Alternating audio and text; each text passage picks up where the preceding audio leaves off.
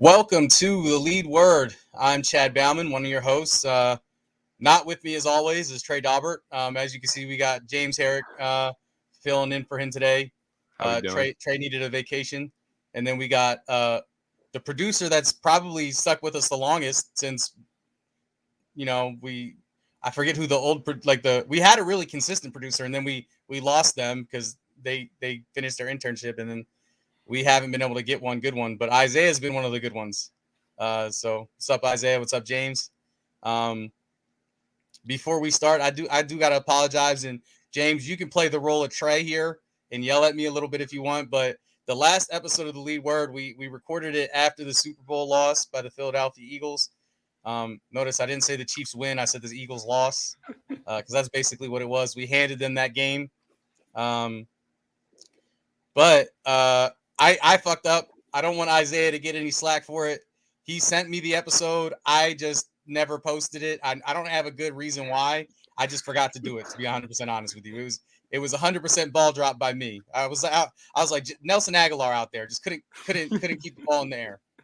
I won't. So I gotta apologize. I won't yell at you too much. I won't play that Trey role too heavy. But stuff happens.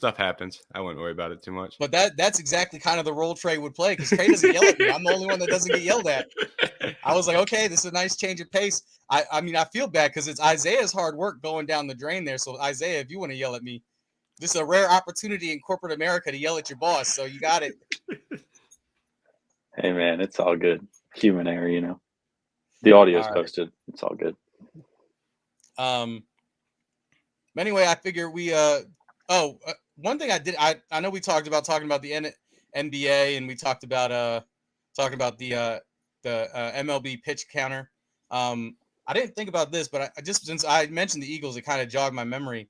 It feels like the Philadelphia Eagles are getting into a little bit of a Twitter beef with Juju Smith-Schuster.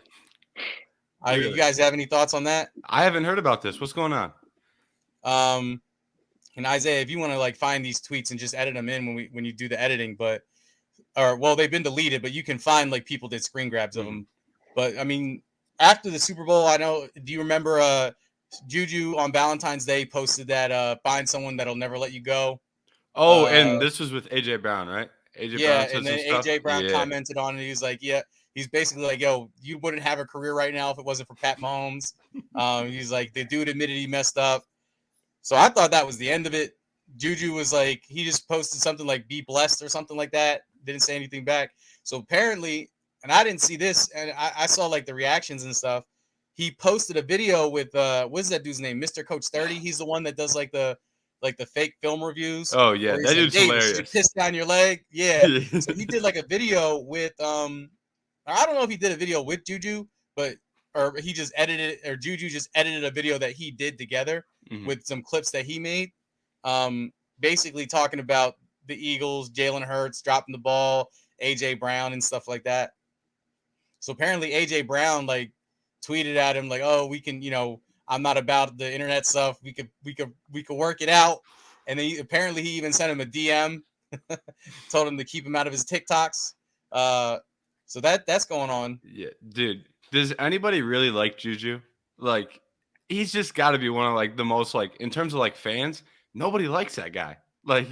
Just after all the stuff he did in Pittsburgh, everyone's like, come on, Juju, what are we doing? And if you're gonna get in beef with, James froze. Anybody? AJ Brown's the bottom of the list. The bottom of the list in terms of guys you want beef with.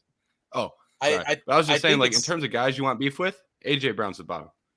Yeah, I think it's funny because even when he posted the thing about James Bradbury, none of Juju's teammates came out when he was getting shit. Even the Kansas City fans were shitting on him. No Kansas City player came out and be like, hey, yo, we won the game, blah blah blah. He's allowed to talk. That kind of, I feel that's telling.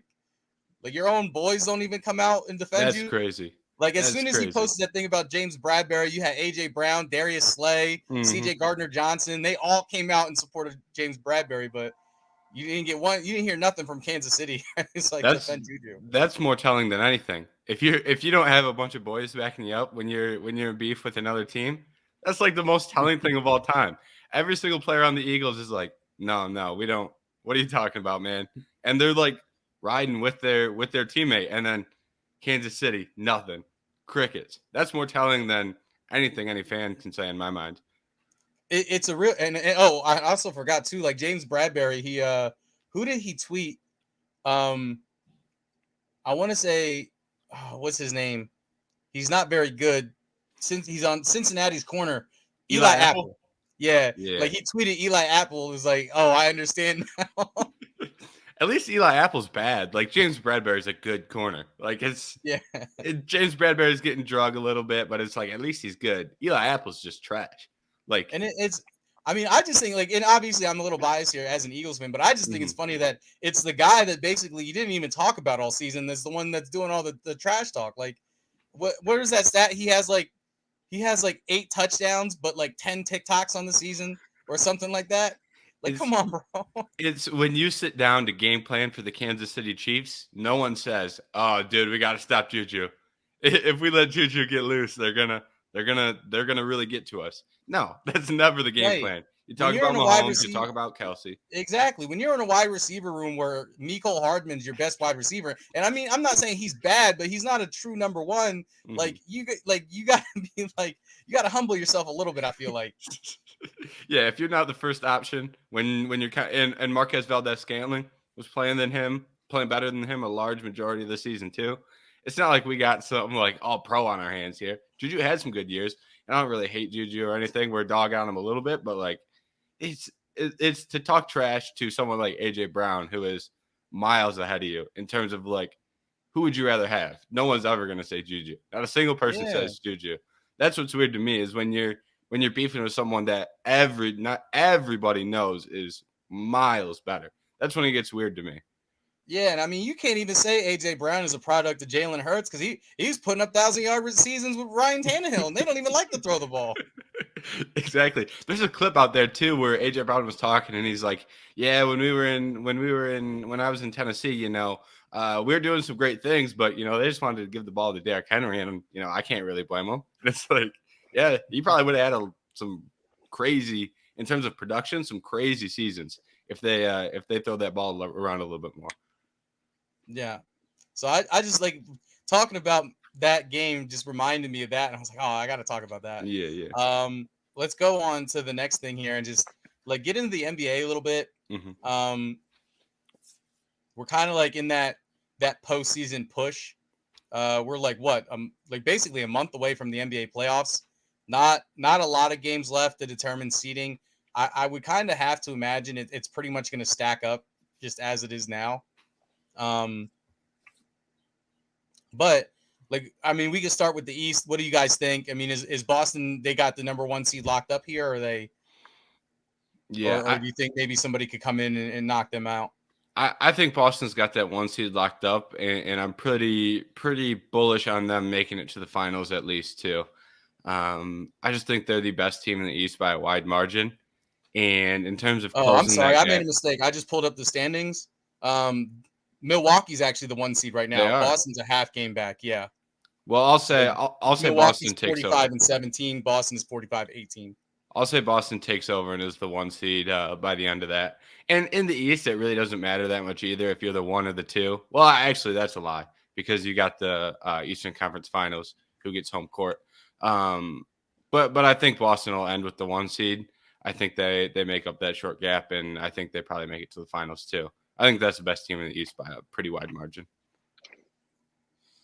Yeah, I mean, I don't want to say pretty wide margin because my Sixers are in the East, but I mean, I was actually at the game on Saturday. Embiid's shot should have counted. I don't care what you say. It was in. If you have a center making 75, 75% court shots, no matter whether there's time on the clock or not, I feel like you have to count it. Yeah, let's bend those rules a little bit. It'll be all right. I'm just saying. Paul George got one the next night too. Back-to-back nights that we had the 3 quarters not count. Like I'm just saying, like, can I just say, like, Embiid is truly a unicorn. Like, there's not other centers making 75% court shots. Maybe Jokic should make one. Maybe Jokic, but I don't know. But I mean, I would say this. Like, I think Boston probably is on paper the best team. in the East. I know Milwaukee people may be kind of like looking at them. That they've won a finals before. Even though I honestly think the year that they won it, the Sixers were just the better team. They just had Ben Simmons holding them back. But I mean, really, I just think that, and the reason why I brought up the game on Saturday is because I feel like as close of a game that was with, the Sixers bench, Tyrese Maxey mainly, just very much so underperforming, and it being as close of a game as it was, I feel like the Sixers could, they have a shot in a 7-game series if it comes down to them in Boston. I don't know. What do you guys think? I think they have a shot too. I like the Cavs too. I think most of those teams sitting at 3 and 4 can cause problems for Boston and Milwaukee. But like I'd probably lean with you too, where if I got to pick one, I'm picking the Sixers probably, just because Embiid, like you said, is a unicorn. I'm not gonna lie. I'm not gonna lie to you. I think Jokic is better. I'll say that. I don't want to pretend like I'm out here playing both sides of that argument. But regardless, I really like Embiid. I think he's a great player. And then if we can get guys like Maxey getting hot, I mean, the Sixers have a lot of potential. So I do think that's a good team, and they can definitely cause problems over 7 games. Like, I won't ignore that. Like, I wouldn't pick the Sixers, but I think it'd be dumb to say that they can't cause problems. That's fair.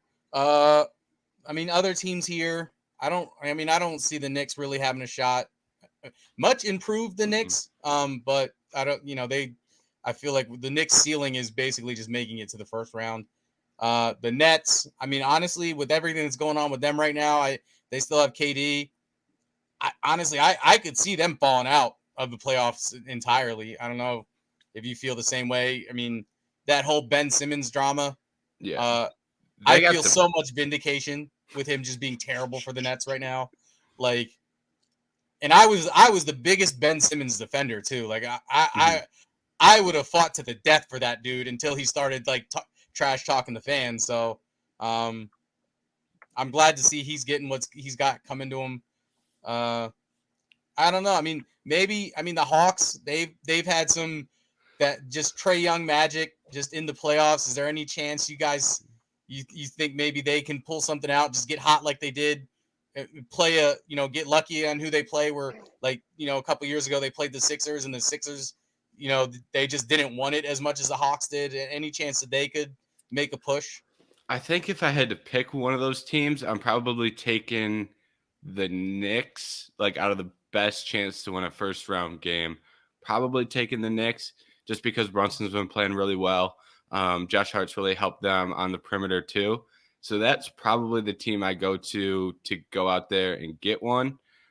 But I think the point of Trey Young getting hot is that's always going to be present when you've got a guy like Trey Young. So I guess you can't really ignore the Hawks just because they can get hot, but I think it's going to be 1, 2, 3, and 4 all get out of the first round, and I don't really see anything outside of that happening. Like, as much as that sounds, boring or crappy to say, it's like, but I'm not really convinced that any team outside of that top 4 is that great or even close to those top 4 teams. Okay. Yeah, and I think we can kind of move on to the Western Conference. And I mean, it feels like, I mean, obviously, like they're the best team right now in the West, and it's easy to go and just say, oh, this team is they're the number 1 seed right now. They should win it all. But I mean, just watching, those teams play, it does feel like, the Nuggets definitely, like, you gotta just imagine they're gonna blow through everybody and they're gonna be in the finals. I don't know. That West is tough. I don't know that I'm ready to say that they can just blow through things, because I like that team too. Like, I like Murray. I like Porter as like 2 and 3s on that team. But there's a lot of good teams in the West like that can match up with them. I've been high on the Clippers just because I like Kawhi. I think Kawhi is great. That team has not played as well since they got Russ, though. That's a big issue. You can't really count out the Suns, not that they have KD, but like, I don't know that I'm as bullish on the Nuggets being the 1 seed to get out or make it to the finals. That is. Yeah, I don't know. I feel like they definitely have what it takes. I feel like, I mean, like I think, who was it? want to say it was Garrett pointed this out to me the other day, that apparently they have like 20 plus wins by double digits. That's impressive. So I mean, they do have the MVP candidate. I mean, probably going to end up winning another one, despite all of my protests. He's probably going to end up winning another one. I don't know. I just think it's going to be their show. I think it's more than anything. It's their finals to lose more than anything, like or it's their playoff race to lose more than it's somebody else's to win. I think that switch of Bones Highland going out and Reggie Jackson coming in, I think that's going to hurt them too in the playoffs too, in terms of like depth in a close series. You're bringing guys off the bench who need someone to step up. I trust Bones Highland to do that much more than Reggie Jackson, so that might be a move that comes down to haunt him too. Obviously, that might not be the end all be all, but it's like small things like that like make me less bullish on the Nuggets in comparison to like the Sixers out east. Like I've got way more confidence in those guys coming off the bench the Celtics out east. I've got way more confidence in their bench in comparison to what the Nuggets have going on.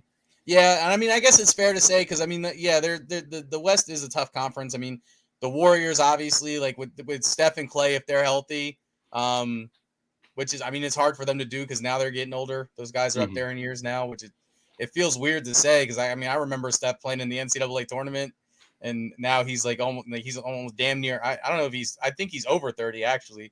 I was gonna say damn near 30, but I'm pretty sure he's over 30 now. I think he's over too. Yeah. Yeah. So. I mean, if those guys stay healthy, there's always a chance that, they get hot. They have the playoff experience. We also have, I mean, the Grizzlies. I talked to Jackson about this the other day on the Vendetta Daily Show. They're scrappy. I mean, they have a few losses recently that were close games, all like basically one possession games, basically. But I mean, they stay in it. They give you a fight. So I mean, they can push anything to a 7-game series. So yeah, maybe now that I think about it, saying that they're going to blow through the conference is maybe a little far fetched. But I still think they're heavily favored. Like I would still heavily favor them over anybody else, just because again they've got Jokic. They're handily winning. I mean, it's still the regular season, but they're still handily winning against teams.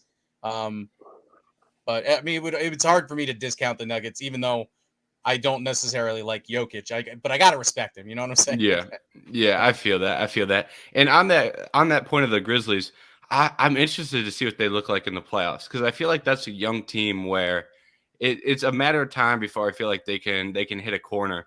And like, at what point do the Grizzlies like win an extra series, maybe push it to the Western Conference Finals?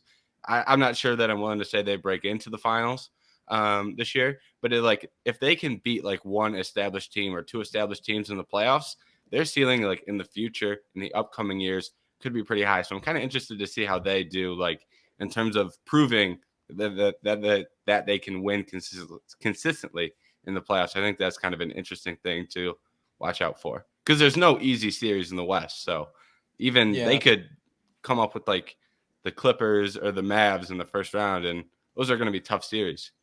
Yeah, I think now that you mentioned the Mavs too, like they're an interesting team from like the standpoint that, I mean, obviously they have like two awesomely talented players in Kyrie and Luka, but I think it was the funniest thing. Like, and this next month is going to be like big for them, just to get chemistry and get used to playing with each other. Because so far they played, I think it's like 5 games with each other, and they're 1-4 when they're on the court at the same time.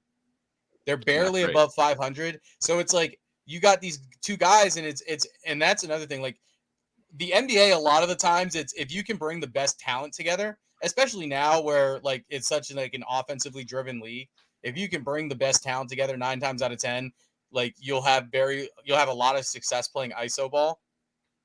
But you have these two guys, and for whatever reason, right now it's just not working, and it just happens. It seems like it's just because they're not used to playing with each other. So who knows, like if they get in rhythm, like how much they could explode in the playoffs. Because think about it, when Golden State got KD, like the first half of the season, like I don't want to say they were trash, but like it was a disappointment that first half of the season. But then they went on and they won the finals, by the end of the season. So Yeah, I think that's a good point because for them, I almost wouldn't be worried at all about seeding. I'd be more worried about like when the first game of the playoffs starts, are we ready to go? Because if Yeah. they are, I don't even think seeding matters nearly as much. I think you Yeah. can say the same thing about the Suns too, where how are they going to fit KD in? Like I think his first game was yesterday. I wasn't able to watch that game to be honest with you. But like if they can work KD in there, that's going to be a really good team. But if you struggle to find the rhythm, if you struggle to find out who's shooting the ball between KD and Devin Booker, like you might have some issues. You might run into some issues. Yeah. I mean, and I think I agree with you. Like, I wouldn't worry about the seeding, but obviously you have to worry about getting wins because Yeah. the Mavericks are one game over 500. They could easily get replaced by the Jazz, who, I mean, even speaking about the Jazz, they're in like 9th place right now, right? Or 9th or 10th. I don't know. But at the same time, it's like, obviously the trade that they made for Rudy Gobert is not working out like they expected it to, but I mean, hey, they're almost a playoff team. I guess that's a consolation prize if you're in Utah. It's crazy how they went from Victor Wembanyama sweepstakes to playoff contention. Like whether they make it or not, like they were not supposed to win more than 20 games. Like that in itself, I think is impressive to show what they've done so far.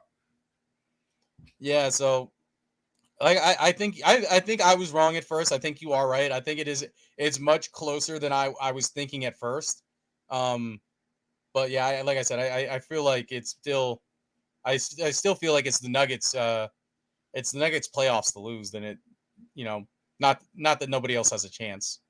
Yeah, I agree with that. If I had to pick a team right now, I'd probably pick the Nuggets. But like, if they don't make it out, I'm not going to be overly surprised. Like, I'm not going to be shocked if they get bounced early or like bounced in the conference finals. Yeah. I don't know. You got any follow up thoughts? Anything else you want to say about the playoffs? NBA stuff, not really. I will say I really hope my Pistons can tank for Wembanyama. Just as a homer, that Pistons team is going to be nice if they can get him. That's my last thought on NBA. Pistons have been able to lose 2 games in a row that they probably shouldn't have lost, so puts them in a Yeah. good spot to get Victor. See, But I mean, that's the last thing I have. The problem too with Detroit is like, and like no shade for your hometown team, but like you guys, like you got to get the draft picks in, like you got to get the young players that people want to be like, oh, I want to go play with that guy, because like you're not like nobody's like, oh, let me fucking sign up to go live in Detroit. You know what I'm saying? Like Yeah. that's I think Cade can be that guy, but he hasn't played at all, so nobody knows that, right? No yeah, players like let me go play with a guy who's got 1 year experience. Like he's got to show that at the end of the day. Same with like Ivy, I think can be good, but like still got a ways to go. yeah. That's the way to describe the Pistons. Like I think there's something here, but it's you got some more to do. And unfortunately, it's you can't really say, oh, I want to go play because I love the passion of the fans, because you know you might catch a couple upper hooks like from the fans if you even if you are on the team. You could be the star player on the team and still catching left hooks coming off the bench. You got to worry about water bottles and stuff coming down at you. Yeah. Well, I'm one to talk. People talk about Philly fans, so I don't know. We have a bad reputation too. I will say there's stuff that Philly fans do that gets thrown out there and put on Twitter, and it's like, look what these Philly fans did, and I'm like, all right, that's a little crazy, but I bet you could go to a mob in another city and find someone doing similar stuff. Just because they're wearing an Eagles jersey, it's like, oh my God, look at this! Can you believe what a Philly fan did? It's like Florida man kind of, where news will come out. It's like Florida man did this, and I'm like, people do that stuff in California too. Like, come on. Yeah, there's weird people all over. I feel you. Yeah. So I guess we move on. Like I said, we could talk about the MLB pitch clock. Now, and granted, I'm not a baseball dude. I like to play baseball. I'm a big wiffle ball guy. I would have went pro in wiffle ball if I didn't hurt my knee. You could ask Trey. I'm really good at it. And I feel like Trey's going to be disappointed. Like, I know he needed a vacation, but I feel like he's going to be disappointed because like this is the one time like I actually want to talk about baseball, and like he's not here for it. But I don't know. I think like this pitch count thing, pitch clock, not pitch count. I feel like it's a good thing. Like, I know like there's old heads out there that are like, oh, boohoo, change. But like, I'm like, hey man, I'm with it. Like, I saw the one clip, they did it side by side. They played like an entire half an inning before like this one dude even threw one pitch. I was like, that's baseball's problem. Like, like, and maybe it's just me. Maybe it's I'm one part of that millennial generation and younger that has like the short attention span. But I can't sit there for 20 minutes and just fucking watch nothing happen. That's why I can't watch soccer. Like, just a bunch of people running back and forth, not fucking doing shit. Like, I need some action. Like, think about every other sport. Football, everything's generated toward offense because that's what draws people in. NBA, more of an offensive league than it was in the 90s. So I think, pumping up those numbers in baseball, like getting more offense, getting the action to happen faster, I don't see how that's a negative change. Yeah. Like, I feel like that's nothing but positive. The only thing that I worry about is like the details of like trying to figure out what pitch you're going to throw. Like, how many times can you try and pick off a runner? Like, there's probably going to be a bunch of steals with the new pitch clock. So it's like stuff like that is the stuff that concerns me. Like, I think ideally the pace is nice. I love the pace of like speeding it up. I like speeding up the game.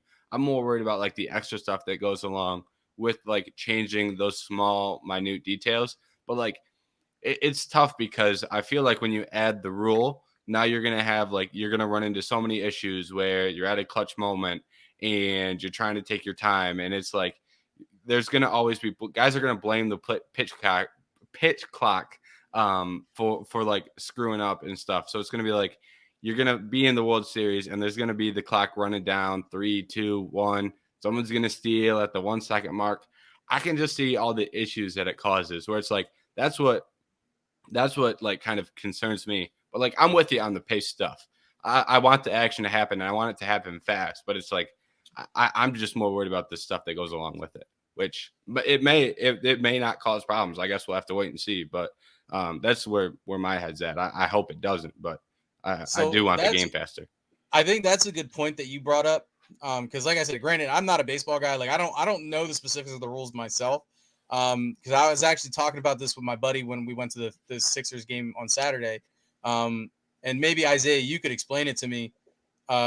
Like does the clock reset when, like, if you're trying to pick off a runner? And then I know there was like some kind of controversy. No, I don't know if controversy, but there was some kind of like some big to do on Twitter about a dude that got called out to end the game because he stepped out of the batter's box for too long. So, like, obviously, like, that's something that can happen. There's a clear and obvious penalty of not being ready to go when you're batting. What is the penalty for the pitcher if they don't throw the ball by the 15th second? Do they, like, 5-yard penalty and a loss of down? Like, what happens? I don't. So I'm not 100% sure on the rule by if they don't get the pitch off in time, but I do know for pickoffs, you have all pitchers. So the clock will reset if you go to pick off. It's pretty much you have 15 seconds to make a decision if you're going home or to a base pickoff. But you have 3 pickoff attempts. You go over twice. The third time you have to get him out, or I'm pretty sure he gets the next base. Like, if you don't get him out, then you either can't pick off again or he gets the next base. It's one of the two. And yeah, I don't know if either of you is following spring training, but there was bases loaded, and this guy, I don't know what team it was who was playing. I don't know. He didn't get in the box early enough, and he got called out. Bases loaded with 2 outs in the bottom of the ninth.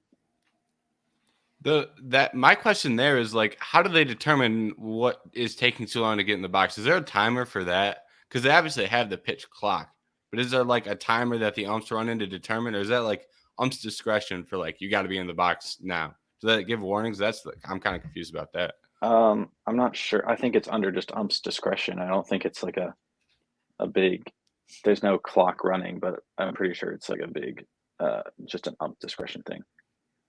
Okay. Personally, I don't know if I'm a fan of that. I feel like there should be some kind of like,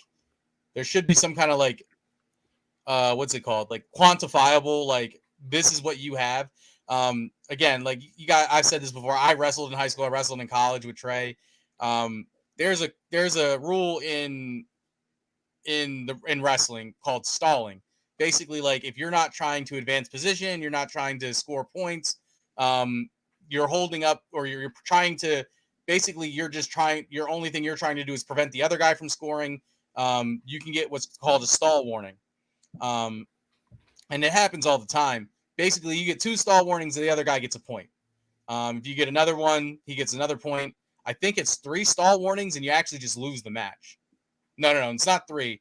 It might be 4 or 5 stall warnings and you lose the match. It's something like that. I don't have the direct actual rules memorized off the top of my head because it's very rarely that somebody gets more than like 3 stall warnings. You got to be an idiot. You got to be an idiot to get enough where you're getting DQ'd.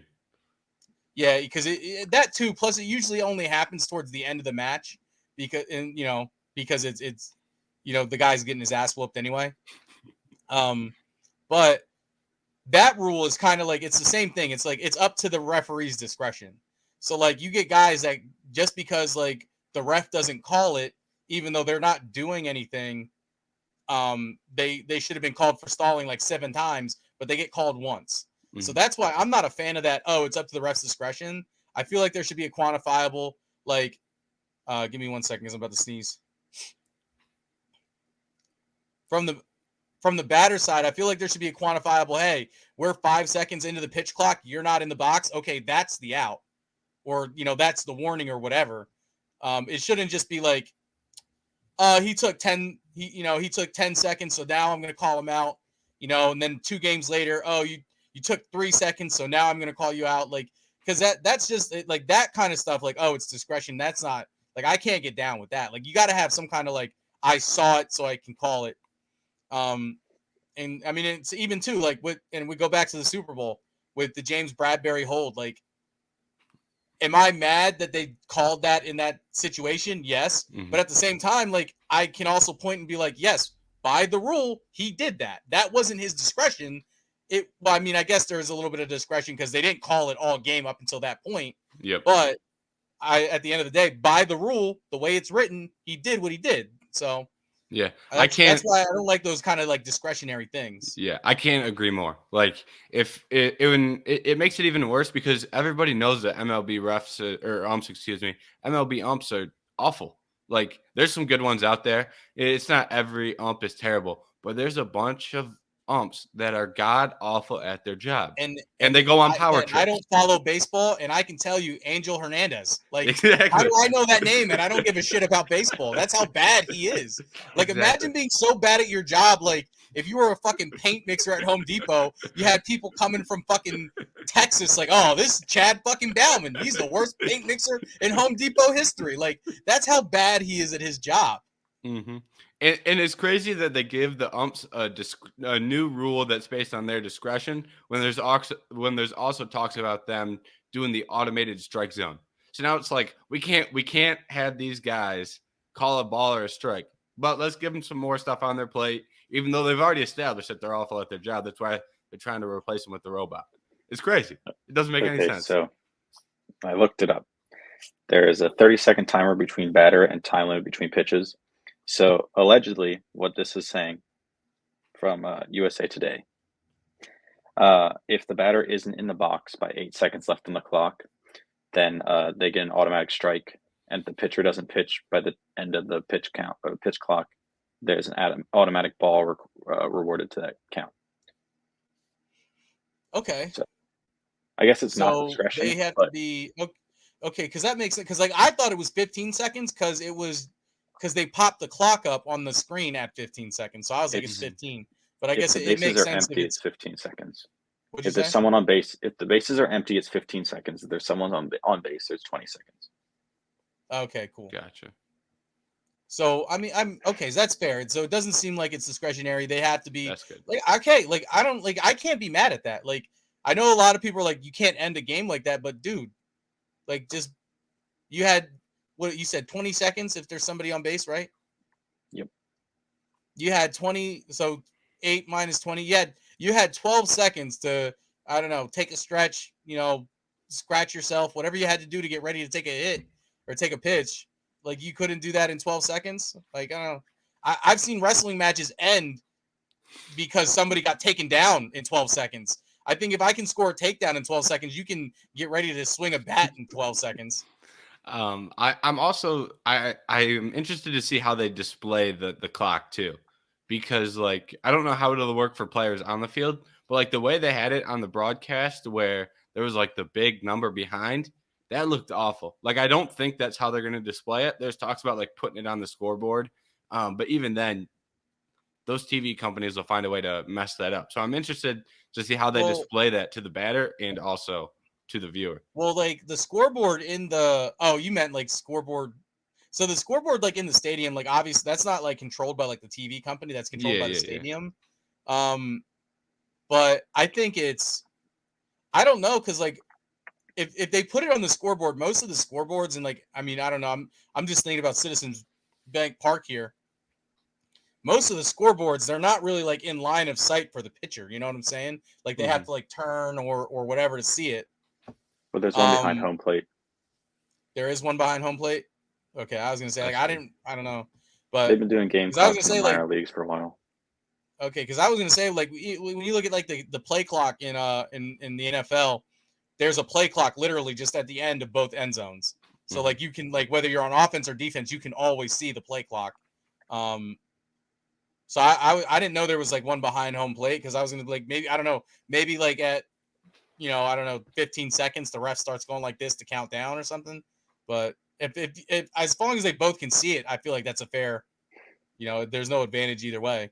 Yeah, I guess I'm sure they'll work out the X's and O's of where they can put it and stuff like that. It'd be quite a tragedy if they didn't, but I'm sure they'll make it work. Yeah, I don't know. Like I said, I like it. I can't. My biggest issue with baseball is it takes so long for nothing to happen. Like I need the action, and if this forces the action a little bit, then I'm down with it 100%. Yeah, I hope it works. If it works out, I think it'll be one of the best things that happen to baseball. I hope all the crappy stuff that could happen, I hope they find a way to avoid that. I hope it works out well for them, because I'm with you. Like, action got to be faster. When every other sport in the world is I shouldn't say every other sport, but every other incredibly popular sport in America, so fast-paced. Football, fast-paced. Basketball, fast-paced. MMA, fast-paced. Hockey incredibly fast. Incredibly fast. Baseball is the only thing that's not. Yeah, well, soccer too. Soccer's not big in America. No. Oh, well, yeah, I guess they can figure it out. I'm gonna let them have their day. They got like 40 billion people worldwide that watch the World Cup. Let them get their shine a little bit. Yeah. The World Cup was cool. I'll give them that. They can like. I don't watch soccer, but if you put some of the best players in the world all together, then I'm more apt to tune in. I'll give them credit for that. Yeah. I don't know. Isaiah, any thoughts on the pitch count or anything you want to add? Yeah, I'm not really a fan of it. Oh, you're not? See, now he's the baseball guy. Now I feel like I'm an asshole because I don't like it. No, I understand. I understand the reasoning behind it, but I also understand why the game takes so long. And it's because you have all these. So back in the day, baseball used to move quicker because players weren't concerned about showboating, putting on all these guards, putting all this stuff to get in the box. You had wood bats and no gloves. You walked up there, stepped in, you swung. Like, I know the controversy of Pete Rose. We're going to use him as an example, though. No batting gloves, nothing. You walked up there, stepped in, swung the bat. Arguably should be in the Hall of Fame, but he bet on too many teams, and that's why he's not. But baseball is a strategic sport, so like you can't get mad at a ball or you're not going to hit it. So you have to like be open-minded about everything. So I feel like taking this pitch clock into effect, it's taking away the strategy behind the game and like the mental aspect behind the game, not just physical or anything. I mean, that's fair, I guess, because I guess from that aspect of like the rule where like picking a guy off, like I feel like if I'm the runner, right, I might like if I'm at like the 2 pickoff attempts, and I know if I automatically get a base on the 3rd pickoff attempt, right, like I might kind of like play that into my mind. But I mean too, like that. I mean, I feel like that even adds to it because there's mind games the pitcher can play. Like, can I freeze this guy on base because he's expecting me to pick him off the 3rd time, but I'm really going I'm going home with it, right? So like I'm on 2. He doesn't know if I'm coming to him or if I'm going home. I think that can only add to it. Just kind of like, I'm in. Like I feel like that would be even more impressive to steal a base or pick a guy off, because that just means like, oh, I'm in this fucking guy's head. I know exactly what he's about to dial up for me. I think I agree with that too, but I think another interesting point is I wonder if this will because with baseball, the point is that they're trying to get more fans. It's one of the reasons they're doing it. I wonder if this adds fans, and then if it doesn't, does it just make like hardcore fans that were already watching games, so they just like the sport less? Because you don't want to absolutely ruin it to your hardcore fan base that doesn't want the pitch clock, but you want to grow the sport. So it's like they're trying to kind of play in this catch-22 where hopefully you get new fans. But if you don't, did you just like absolutely burn everyone who, was enjoying the sport before? I mean, you know what I would be okay with? I mean, no pitch clock. Let them fucking fight like it's hockey. That way, look, if you want to have your unwritten rules and throw a ball 95 miles an hour at my head because my homeboy showboated after he pimped a homer off of you, that's fine. But I should be able to charge the mound and beat the shit out of you if that happens. So, like, that would fix it. Like, that would make it more exciting. I'd watch. It'd be like, is there going to be a fucking fight today? Let's fucking go. Then you can start. You could literally just fucking, like you do in hockey. Like, you get a bunch of guys that, like, they can't do shit on a baseball field, but they're just your enforcers. You put them in the pinch hit when the guy starts pitching at people, like, he's gonna beat the shit out of their pitcher, and that's gonna hype us up to grab some runs here. I love it. As a noted MMA fan, I'm never gonna be anti any idea that involves more fighting in a sport. MMA is my favorite sport, so I can't be like, no, we shouldn't be fighting in baseball. I love fighting. I'm never gonna turn down a good fight. That would be cool. Like, even just throw a penalty box in. Like, you don't get ejected for fighting. You just get thrown in the penalty box. You just like can't bat for like half an inning. The next or depending on like how severe it is, an inning or two you might be out. And then you come back in for that third inning or whatever. Now we're adding strategy. Now you start fighting guys in the bottom of the 8th that are real good. See if you can get anyone to bite. Oh, he dropped his glove. Oh, he's going to the penalty box. He baited him into it. I'm down with it. Oh, any other thoughts before we wrap it up? I don't have anything on top of my mind unless you guys do. I'm good. I think it was a good conversation. That being said, follow the show. We want to go check out our website, vendettasportsmedia.com. You can see it at the bottom of your screen there. That's where you're going to find more posts. James is, like he said, he's a UFC guy. You catch some UFC posts from him. You have UFC credentials, don't you?